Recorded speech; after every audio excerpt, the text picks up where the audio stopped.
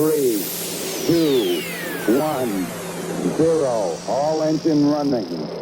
Liftoff. We have a liftoff. 32 minutes past the hour. Liftoff on Apollo 11.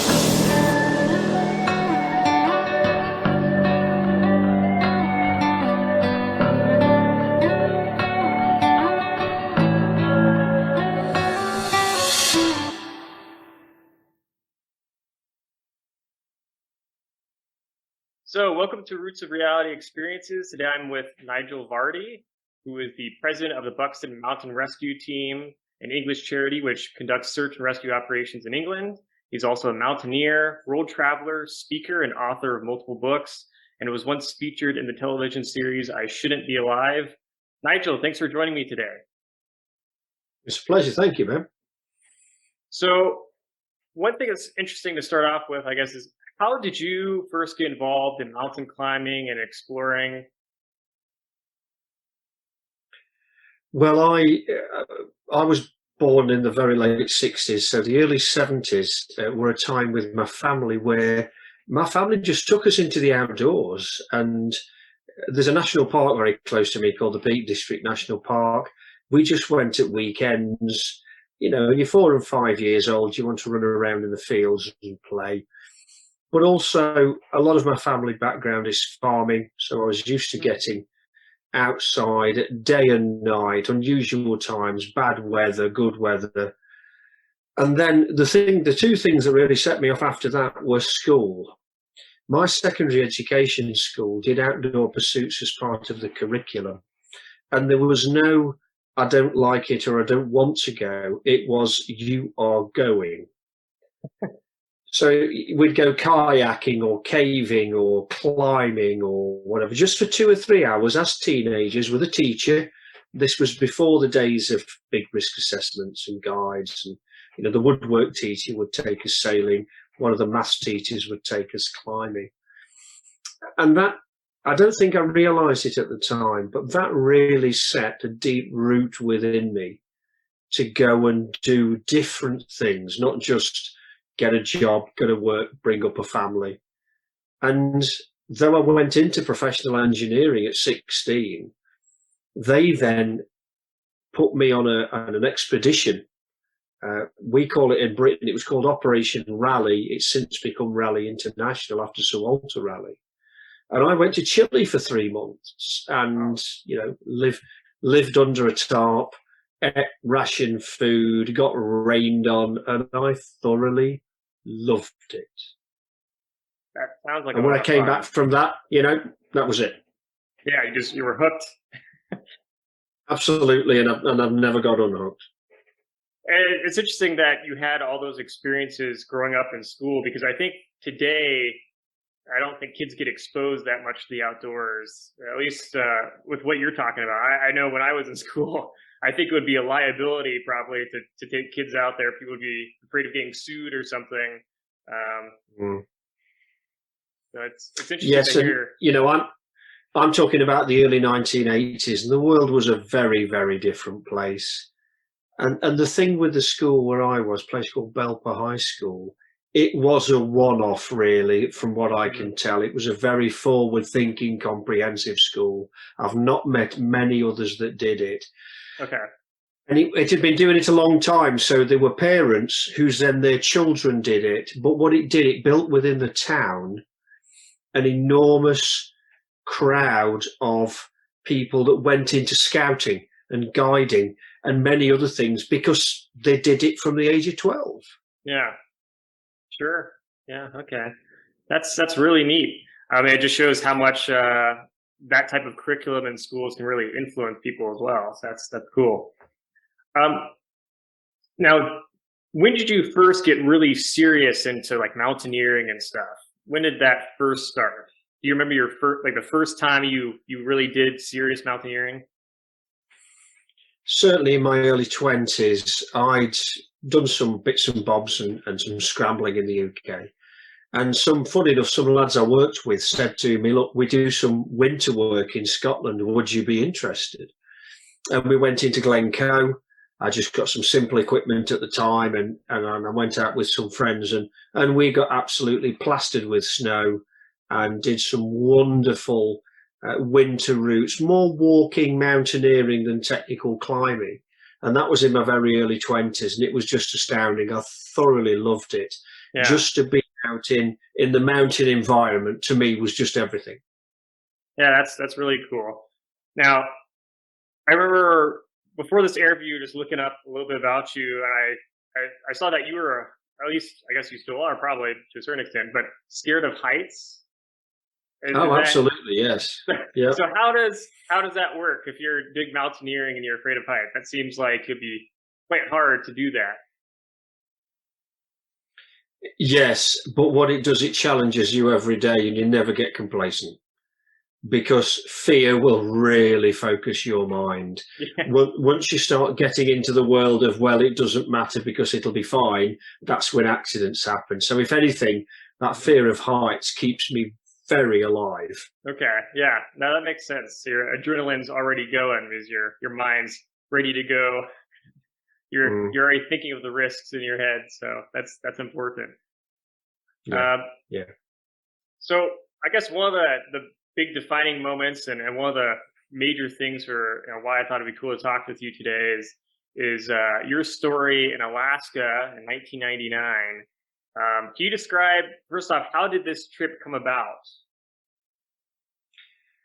Well, initially, it came out by meeting some old friends at a dinner party in the UK, and the conversation came on to, we're thinking of going to Alaska, and I'd actually not long come home from climbing in the Andes in Bolivia. And two or three of the guys just said, "Nigel, how are you fixed? We're going to have a crack at McKinley." And I just said, yes. And, the ball rolled from there. There were four of us originally. We got down to three. One guy, I never met him actually, had to fall out really early.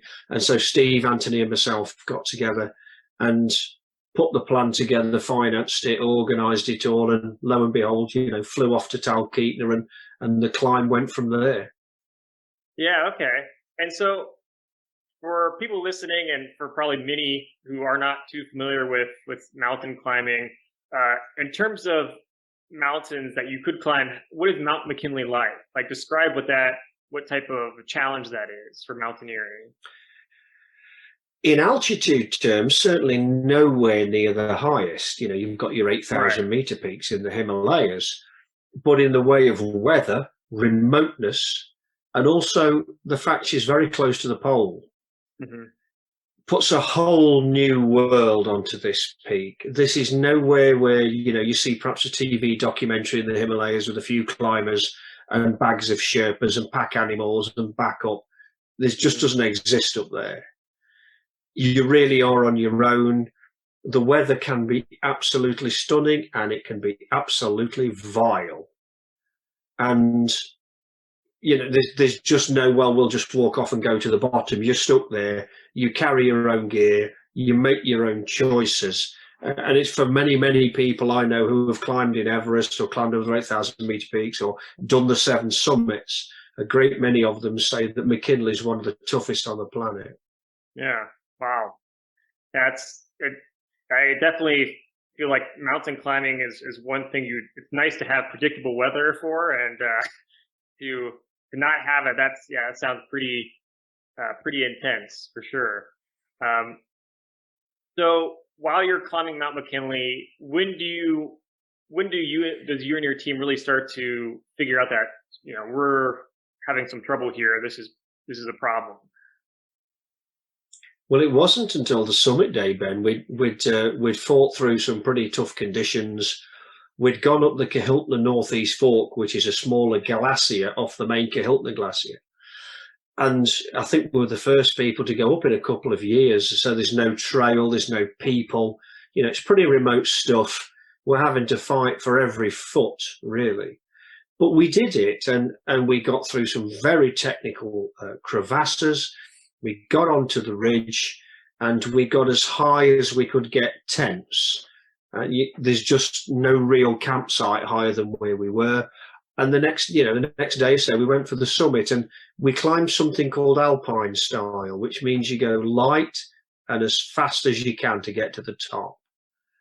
And it wasn't till we got on the summit plateau or close to it, and McKinley isn't just, like a pointed peak, there's a very big open top, the football field. It was when we were getting up there that the weather binned in my best English. And that's when the storm came in and the blizzard and the visibility dropped. And, life changed from that moment on. Yeah. And so the decision to go light, was that something you were planning originally just because you wanted to get up to the top quickly, then come back down, or? Yes, it's a style of climbing. There's siege climbing, which is where you see people on long ropes and they rope to the summit and you clip on a rope and climb. That's called siege climbing, but that means carrying immense lengths of rope and equipment. And as a three-man team, that's just not really viable. So what you do is you load haul your equipment as high as you can get, the heavy gear, the tents, the stoves, the fuel, the food. And then when you go for the summit day, you leave all that at a solid camp so that we get to the top quick, we get the nice photos, we get back down to camp, and then we can get in our tents. You don't carry all that kit with you. It's just too much. Right. So we call it an alpine style, a single rope, 3 of you on the rope, go. And then, to you guys' surprise, boom, bad weather hits. How close were you to the summit when the weather got really bad? In height-wise, only about 300 or 400 feet. Wow. Okay. You've got the football field and the summit cone on there, so we're just coming over the crest onto the actual plateau, and it was a bit rough. And then as we started to say, look, let's just go to the summit, get it done, get off, it just came down like a tidal wave. And so 300 vertical feet, not much more than that. Wow. Okay. And so, what was the first really bad thing to happen due to the weather? How did your team get stuck? Well, initially, the issues you've got are that visibility drops very quickly, but also when you've got high winds anywhere, particularly on a mountain, the ability to communicate goes, because you've physically got to scream at each other, even if you're only a few feet apart, so you can actually hear each other. And it became very apparent very quick that Steve, Steve, Anthony, myself, Steve was getting really hypothermic. I mean, cold, bitterly cold. Right. And we had to do something about that. Anthony and I are concerned about ourselves as well. This side of my face started to freeze a little bit, and we pulled my kit over and got the goggles on, protected ourselves. But then we thought, look, there's no way we can go back in this weather. We're not going to be able to abseil off this thing or get safely down. We're basically just going to have to get to ground and get out the wind, because it's the wind that was killing us. Right. It saps the heat out of you. It makes communication impossible. You're buffeting around, you're bouncing around in it. And that's where we found the entrance to a crevasse sort of in the summit cone, as it were. And we smashed it open and we slid ourselves inside. Not all these things are bottomless. And just got out the wind. I'm not going to say it's warm, but at least you can take stock of what actually is going on. Yeah. You're not taking so much of a brutal punishment with being out of the wind. Yeah. Wow. And so when you're in this little spot, where do you think of what's going through your head? Do you think that you can continue this trek, or is it looking bad, or, Let me put it this way. A lot of people ask me, did I ever think I was going to die? And the answer is no. We were very much contained in the situation. Steve's unwell, he's really cold. So the idea is, we're going to deal with Steve and help Steve. Forget everything else. Short-term goals here. So let's deal with Steve. Let's try and warm him up. Let's see what equipment we've got to help. Because you'd never open a rucksack outside. It would just tear all the equipment out into the wind and you'd never see it again. Let's deal with the situation at hand, which was hugging Steve, making conversation, telling silly jokes, trying to keep us all morally as strong and as strong as we could, mentally as strong as we could. And time passed. We never looked at watches. Time was irrelevant. Staying alive, staying with Steve together as a group. Later on, we took a decision to try and get a radio message to base camp, which I did. and I stuck my head back out the snow hole, as it were, and got the radio out, got the aerial up, made the call, which was incredibly garbled. And we spent the night in there basically waiting for the weather to hopefully abate. Right. And so when you decided to make the phone call to sort of try to get some, was it like a we need a help type of situation call? Like, we're stuck up here. Were you expecting that, tomorrow you're going to have to hopefully get rescued because you won't be able to continue to the storm? Or what's going through your head when you're making this call? Is this like a desperation call, or is this let's just let someone know the situation? I was more wanting to communicate with the Rangers just to see what was going on weather-wise, what the situation was.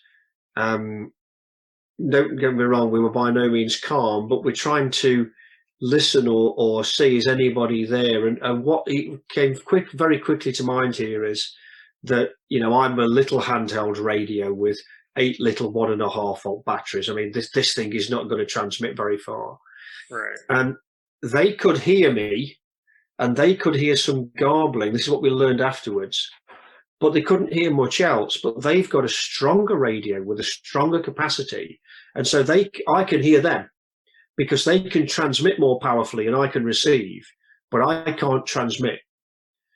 And what they tended to do was, for first things first, we've got to work out, is this a real message? And what they ask for is press what's called the PTT switch, press to talk on the side.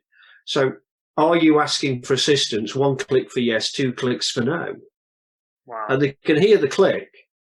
And these people obviously extremely trained, they get these situations. So, okay, you are asking for help. Who are you?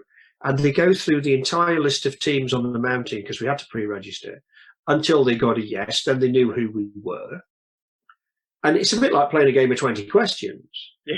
Is the situation difficult? This sort of thing, because I can't talk to them. And the long and short of it was, just hunker down, stay where you are, come back online in the morning. They gave me a time, I can't remember now. And that's exactly what we did to conserve battery power.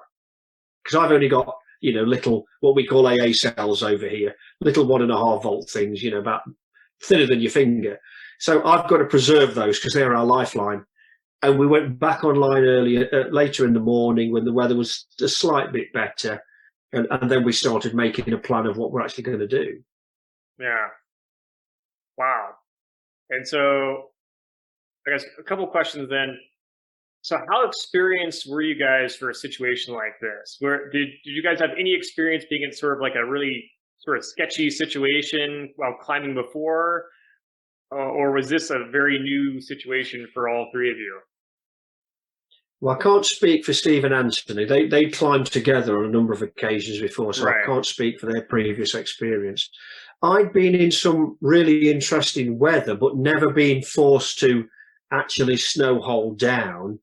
But anybody who's ever climbed in the Scottish Highlands in winter will know that they can get pretty awful. And I really mean just horribly awful. And 10 minutes later, be bright sunshine again. So I'd been in those, and I'd been at high altitude before. Perhaps I'd just never had the two put together. Mm-hmm. But, we knew that we had to get out the weather, and we knew that we had to protect ourselves. We knew the decisions to make to try and protect ourselves rather than staying out in the ice and snow on the summit. Because if we'd have stayed outside, I'd have given ourselves hours literally before we'd been dead. Yeah, sure. Yikes. And so once you guys make this radio call and the weather kind of changes a bit, I guess, and the next day you're able to leave and think about a plan, how high are you at this point in time? Well, we're still at 20-odd thousand feet. Yeah, we're still on the top of the football field. Yeah, and we stuck ourselves out in the morning, and we took some decisions based on the Rangers wanted to put a fixed-winged aircraft up and spot, and we thought that's lovely, but if we're in a snow hole, nobody can see us, so we need to get on the surface. The snow hole had got all snowed up at the top. We punched out, tried to get outdoors. And it became very apparent very quickly that Steve had made a really tremendous recovery. I mean, just unbelievable. He was happy and chirpy and all the rest of it. And Anthony wasn't too bad. But I'd gone the other way, and overnight I'd become very severely frostbitten and not felt a thing. Because as I got out the snow hole, I couldn't stand. Yikes. And also, I put the radio down on the side, trying to get out and being really clumsy. And I actually knocked the radio and it slipped down the slope a few feet. And I thought, Nigel, that's completely stupid of you. Go and fetch it. And as I tried to stand up and walk down to it, I fell over because I couldn't use my legs properly, my feet probably particularly. And I thought, well, at least I've got the radio and it's okay. Right. But it never worked again. Oh my gosh. And, I think back to that day of, it looks fine, but I've actually just destroyed the only means of communication we've got with the outside world. Now, we didn't know the fixed-winged aircraft had spotted us. Okay. And we couldn't communicate with it. And it really was, come on, guys, we've just got to get ourselves down to our tents and work the world out from there. The issue was I couldn't see properly. I was, this side of my face was quite inflamed at this point. You can probably just see some of the scarring still to this day. But my hands and feet weren't working. And so Steve and Anthony actually basically tried to walk me down as a casualty so that we could get to our tents and, hopefully start the next part of our lives. The thing was that we never got there. Wow. We walked what should be a silly little distance. You should walk it in an hour or something. Hours and hours and hours of trying to get me across it, and I kept falling over. I felt a terrible hindrance to them. I felt as if, I'm letting the guys down. I really am letting the side down. And they stayed with me and kept me going. But it was plainly obvious that this was not going to work. Mm-hmm. And so we found some rocks very close to the edge of the football field. And Anthony and Steve had a conversation about, what's going to happen. And basically Anthony stayed with me because anybody alone on the mountain in a terrible condition, that's the end. Right. And Steve took the decision to try and go and find some help. And by now I'm so cold, I'm not cognitively coherent. I'm sort of in a bit of a dream world. And I can still see now Steve wandering off into the clouds. And I'm thinking, Steve, where are you going? And he disappeared in this tremendously brave attempt to try and find some help. Because we'd not communicated with the aircraft. Right. We didn't know what was going on. And Anthony and myself sort of hunkered down the best we could and waited. Jeez. And so how long? A few hours. Yeah. Sorry, go ahead. No, go ahead. I was just saying, how long were you waiting? Well, until. Well, I can't give you exact timescales because I never looked at a watch, and I've never worn one since. In 21 years, I've never worn a watch since. Okay. But what I do know is we kept hearing helicopters, and we kept hearing helicopters for a number of reasons. There's a base at the Jeannette Basin that's supplied by a chopper. So, is it a supply chopper? Is it somebody looking for us? We just didn't know. But at the same time, the Bosnian crisis was on, and there were a lot of Apache attack helicopters up using the Alaska range as a training ground. Wow. Okay. So we kept hearing things, thinking, well, what's going on? So your emotions are doing this. And it wasn't till dusk that night that a chopper literally popped out the clouds in front of us with a static line on a rucksack. It'd seen us, dropped the rucksack, turned tail and flew off. And, we got to this rucksack, which had some hot juice in a flask and a radio, and we could talk to the pilot. And the pilot really was saying, I'm going back to refuel. Get ready. Dump your gear. I'm coming for you. Okay. Wow. And he airlifted Anthony and myself off the peak. Oh my gosh. And in that moment when you finally made contact and you got this sort of supplies and a new radio, I mean, what physical condition were you and Anthony in? I mean, we were pretty strung out. I'd, as we learned later, thawed and refrozen again, which is why my frostbite injuries were so bad. And, this rucksack fell down, and theoretically I couldn't even stand, and I ran at it. I just just that feeling that people out there in the rest of the world are risking their life to save yours. Yeah. And we're both pretty strung up, but we're reasonably calm, we're organised, and it was okay. We've got to dump the gear because it's too heavy. All that multiple thousands of pounds or dollars of kit is now useless, so get rid of it.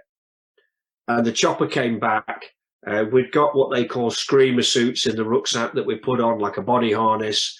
And my hands were so badly frostbitten, Anthony actually clipped me in to the harness. I couldn't do it myself. And we sort of shook hands and just said, I'll see you at the bottom.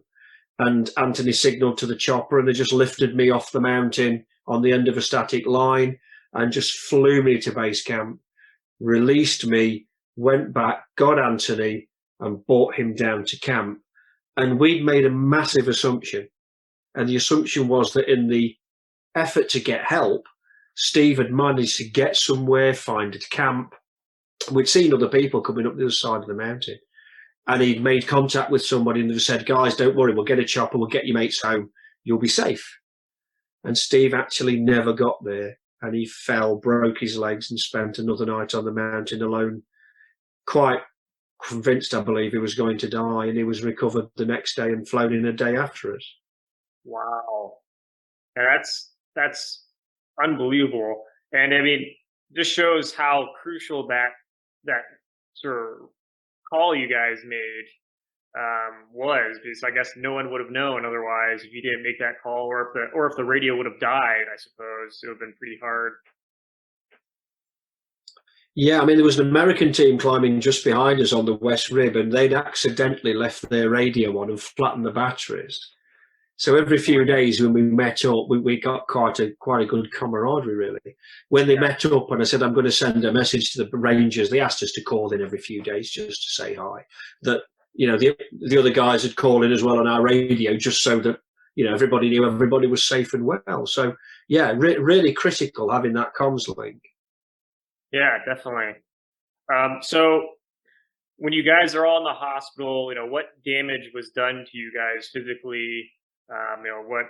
What did you all have to go through at that point? I mean, it's unbelievable, just the fact that you were out there, and go ahead and describe like what was having to happen with you for recovery. And well, I mean, initially you go through a really difficult time, but I don't think you actually understand how difficult, because we've come off a mountain. There's three of us. That's it. There's no Western world media noise. So you hit a hospital where there's electric lighting, machines, noise, people, conversation. It's almost an assault of the senses. And we thawed out, and boy, did that hurt. That was unbelievable pain. But I was told, and Steve was told, we were forced into bed. Anthony could walk after a day. And you've basically just got to take the medicine and watch your body live or die.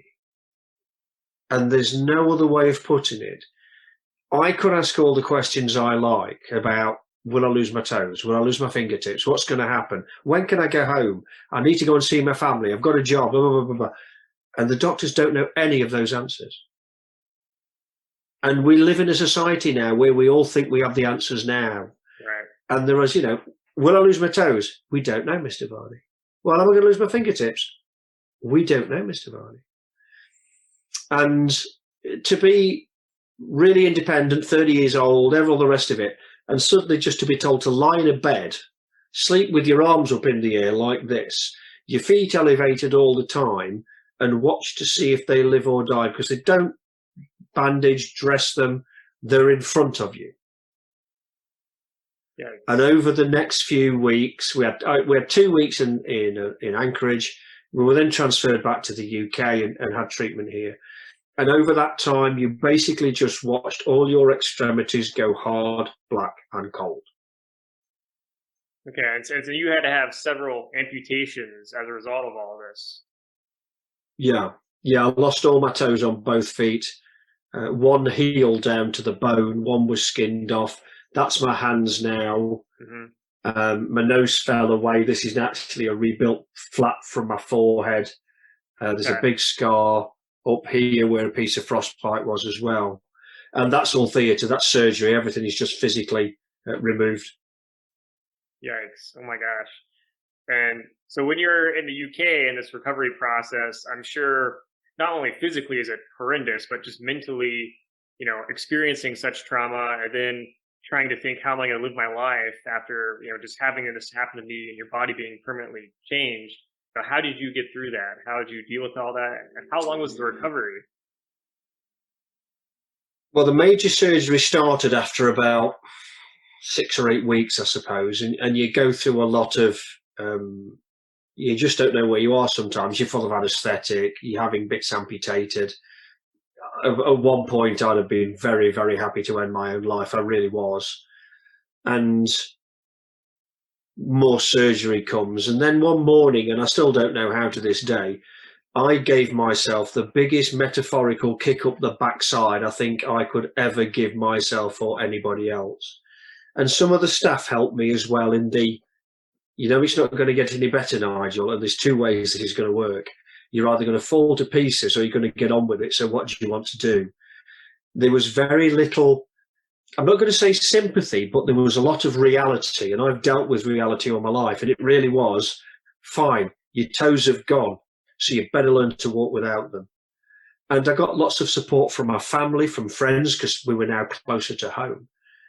But I just had to face very early on the reality of the situation, and it wasn't going to get better. As I joke with some people, they're not going to grow back. Yeah. And you just have to face, some people gave me some really dark comedy. They'd cut all my fingertips off and they'd buy me a new nail brush just for fun. These sorts of things. And even to this day now, I joke about going down the nail bar and the fact that, they've cut your toes off.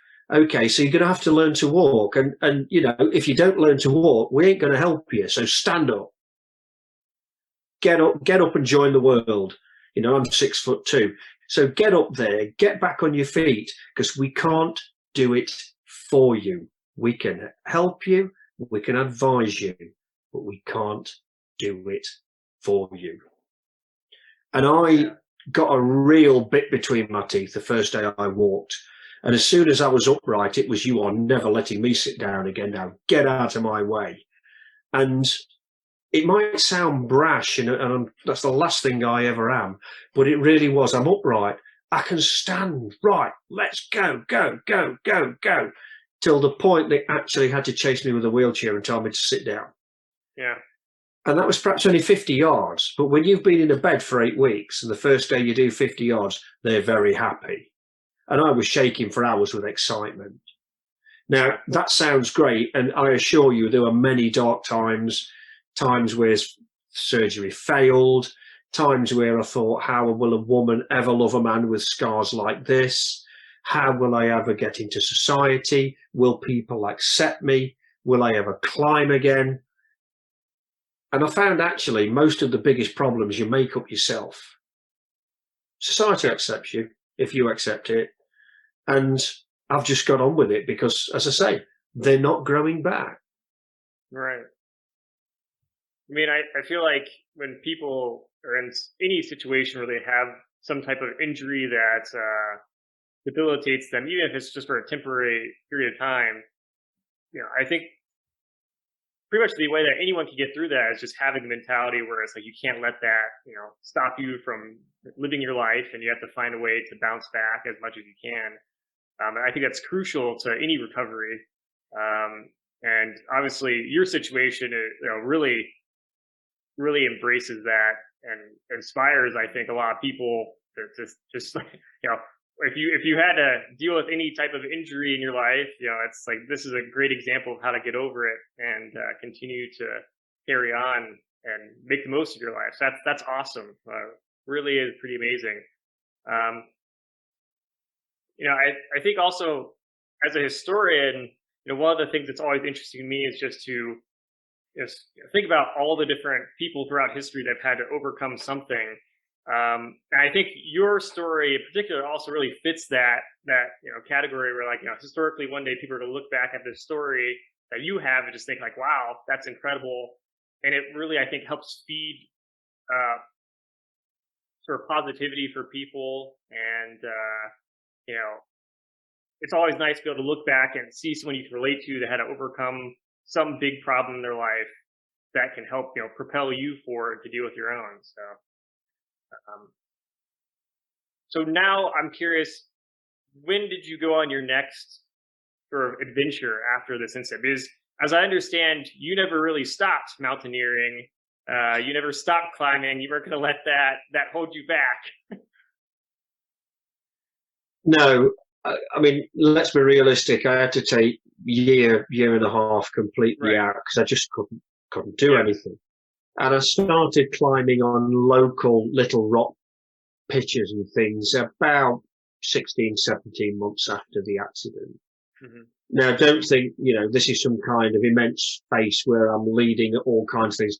There was a lot of tears and a lot of pain, and it was for half a day, and it was excruciating, but I just felt I've got to do this. And I had good friends to support me. Within about 2 years, I was climbing on winter ice again. Again, a lot of learning about grip and stance. When they take the toes off you, you lose your balance. So how do you do all this? But actually, as in expedition work, I was in the Himalayas by late 2002. I was in the Alps in 2001 on smaller day trips. I needed to just gauge how my body worked and also where my head was. Because the mental aspect of all this, I'm quite a slow burner. So people will think, you're dealing with it, and I'm not. I'm just under the surface boiling away. And then suddenly I go bang. So I decided to take some time in the Alps, but I was in the Himalayas by 2002, climbing back to 20,000 feet on a trekking peak called Island Peak. But that was a multi-day, multi-week committing trip, which for me was a big eye-opener in the way of how I manage my feet. I've got lots of skin grafts on my feet now, and they take, to this day, a lot of very delicate treatment, and we're over 20, 21 years past the accident now. So I have to manage that. How did that work? And then the year after that, I was ski touring across Baffin Island. Wow. So, it's really, so that's pretty amazing, because basically, you really didn't. I mean, for a little while, I guess a year and a half or whatever, you had to have a recovery process, but you weren't going to basically let your life change in terms of what you wanted to do with it. You kept climbing. I mean, some people might think, if they're hearing something like this, like, why on earth would someone want to continue? Yes, my family were a little bit like that. My parents were sort of, take up stamp collecting or something. You've been through the mill and back. Is that not enough? And then, of course, when I started to climb little bits again, it was brilliant, well done. But you've proved it now, so you can put it away. And I was just no. In fact, I've probably travelled and climbed more since all this. Wow. And it's just something that it's in here. It's not something you can pay $100 and get. It's in here, and this is what I do. This is what makes me get up in the morning. This is what I plan for. Everybody who knows me, the first thing they say is, "How are you, Nigel? Where are you going next?" Yeah, and that's it. It's just what I love to do. It's definitely just that kind of athlete mentality. Kind of, you see, professional athletes all the time that get injuries and then make comebacks. They never think about, like, I'm going to just retire. Rather, it's okay. How can we put myself together again so I can continue my career? So I can really sort of see that in you and your climbing career. That's pretty awesome. So now, from what it sounds like you've been all over the world. Where have you explored since the 1999 incident in Alaska? And what types of exploration? As I understand, I think I've read that you've done more than just mountain climbing, but also all sorts of other types of stuff. Yeah, I've been involved with international relief work on a number of occasions. So I've actually worked in Ethiopia, in Indonesia, and I've climbed in some really quite unusual places, a bit like the Ruwenzori Mountains of Uganda, where you actually start climbing in Wellington boots, and you end up by the top of the mountain, you're in ice axe and crampons. And it's probably one of the most primeval, it is Jurassic Park without the dinosaurs. It really is this kind of place. Yeah. But also, I've been into Asia, into Borneo. I've climbed active volcanoes, but I've also done work in jungles. I've trekked across savannas and really open hillsides in Madagascar, and also, way up into Norway and Greenland. So more what you might call more mountainous snow and ice country. But I've also trekked across the deserts of Jordan. I had a bit of not quite a breakdown in my life, but I had a position where I just needed a change and I didn't know what it was. And I've never been a maker of bucket lists, Ben. I've always been what comes up. And some friends said, look, we know some guys who are thinking of going across to Jordan, Nigel. That'll do. I'm coming. So we went and trekked across the middle of Jordan, and I thoroughly enjoyed it, to be honest, because I also love history. We went to Petra and all these sorts of places. So, yeah, absolutely fantastic. Yeah, that's amazing. Yeah, incredible. And I feel like the adventures just keep coming for you. So, with everything that you've experienced in your life, I think that you're probably one of the best people in the world to be in a position of giving advice on a subject like this. Since you've been there and gone through the ringer and then come back and continue to live your life the way you want, and very much in the same way as it was before the incident. So what is your advice to people really just going through any sort of adversity in their life that they're really struggling with, and they're trying to figure out, now, how do I make my life better? How do I overcome the situation I am, whether it's an injury or just something that life hits them with that's really debilitating to them mentally or physically? I think we have to be realists. You've got to understand whatever happens to you in your life, you've got to understand that there's a reality to the situation now. So I know I've got no toes, I'm never going to run properly again. Okay, that's fine. I have to accept, even if I've been a big runner, I'm probably going to have to find something else to take my time now, or to give me that stimulation or that mental desire to do things. So I think we have to be realistic, as in, what can we do? How can we do it? And also break it down into short-term thinking and short-term goals. It's very easy to keep looking to that little light in the distance at the end of the tunnel, but there's an awful lot of decisions to be made before you get there. So make those decisions, even if it's one day at a time, a week at a time, or I'm going to look at, perhaps I'm going to start to stand again, I'm then going to walk again, I'm then going to go upstairs tomorrow. Then I'm going to remember how to, as I had to, learn how to tie ropes, how to use climbing equipment, and serve, as I call it, serve the apprenticeship. Because something happens to you, it knocks you down. Sometimes you can't just stand up. So you have to put a lot of time in and a lot of effort in. And I would always say, accept people's help if they are genuine and willing to help you. However, and the caveat is this: never let that help take away from what you're trying to achieve. And when I try and explain that, with these hands, I had to learn to write again. And I love handwriting. I still use ink pens now. And people said, right, we've got a catalogue, we've got different kinds of pen, we've got different kinds of computer software you can talk to.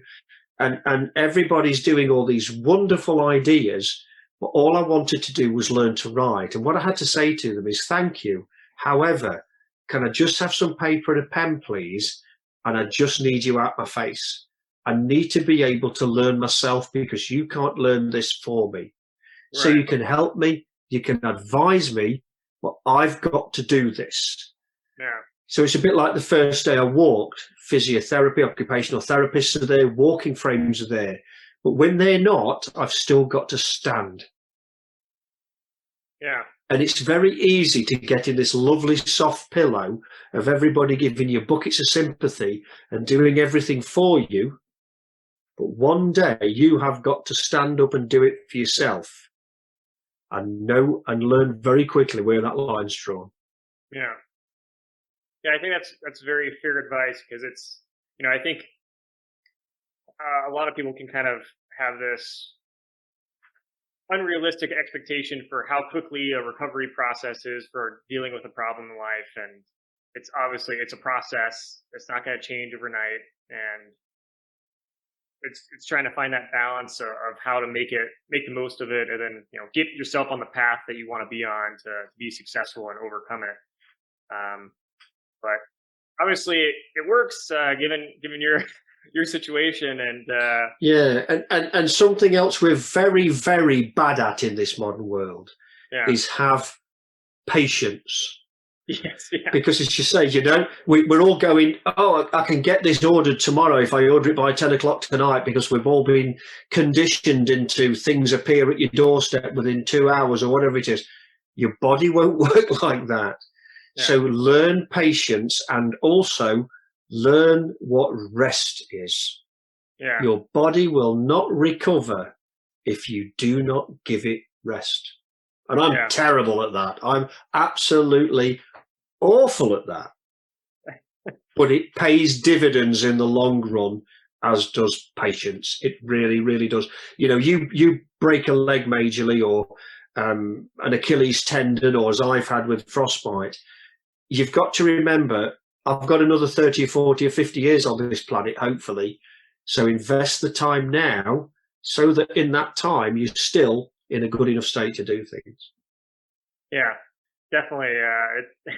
The world has definitely made us assume that things can happen quickly, because so much of our lives is about convenience and trying to get things as soon as possible. But recovering from stuff or overcoming things, that's a whole different thing. It's not, you can't deliver that to you instantly. That's something you have to take the time to get through. So that's really good advice. Yeah, absolutely.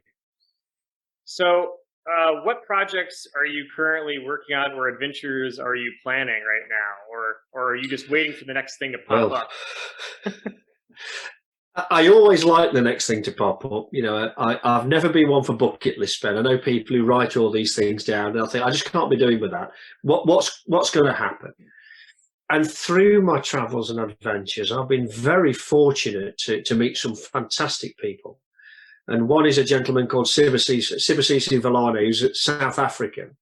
And we travel together, we meet and climb together. And I do have a long-standing invitation to go and walk over the Drakensbergs in South Africa, which he tells me is about 2 weeks to 16 days on foot over the escarpment. And we'd both love to do this, and we've got to plan this, because obviously with COVID at the moment, we've still got travel restrictions and all the rest of it to contend with. I've got some invitations again through mountaineering, a Himalayan trip. I met a Dane and an Italian, and we still travel together. And they're now both in Italy, and we've got some ideas again if we can travel to climb a peak called the Marmolada in Italy. And I've got, again, funny enough, through travel, a friend in Norway, Layla, who's saying, would you like to come and go sea kayaking with killer whales? And absolutely. But again, let's not do boring things here. Again, everything at the moment is stuck on a shelf awaiting when we can travel. That's right. So other than all those things that you could potentially do once things become more normal, you're basically it seems like you have very few things that you can do in the future to keep yourself busy. Well, I don't know how it is in the States at the minute. We're still able to travel within the UK, and I've got an old, what you probably call an old VW Combi. I've got an old bay window 70s van. Mm-hmm. So I can travel in my van and do things like that. But life changes. I was 52 a few days ago, and I lost my father a couple of years ago, very, very suddenly. And me and my dad had a fabulous relationship. And with him disappearing overnight, quite literally, it's changed my life, but also the fact now that I care for my mother. She's in her 80s and very partially sighted. So life for me is a big juggle now, in the fact that there's so many things I'd love to do, We still have some travel restrictions, but also I love my mother very much, and I'm responsible for her day-to-day care. And it's a tremendous scales you're having to balance every day to work out what you're going to do with your life and where your priorities are. Right. Yeah. Yeah. That makes total sense. Obviously, with things balancing your family life and all these adventures you want to go on. Yeah, it's always a process. But sounds like you always find a way to get out and do something cool. So that's fantastic. I'm sure it'll be really interesting to keep up to date on whatever you're doing next. What's a good way for people to keep track of your new adventures? Hopefully, when COVID goes away at some point. Yeah.